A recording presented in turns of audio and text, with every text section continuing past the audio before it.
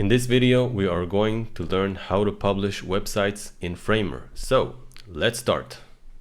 Publishing a website in Framer is super simple.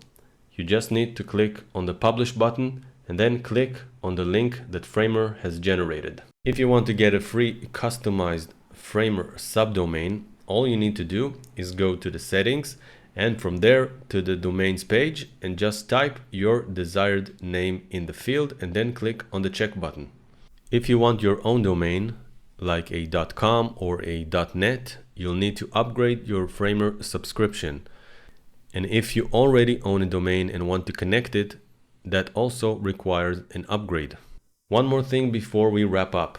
Throughout this course, I made some small design tweaks along the way that I didn't always show on camera. I've put together a remix link with my exact final version so you can compare it to yours and grab anything you want to apply to your own project. So that's it for this video. I will see you in the next one for a final wrap up of the course.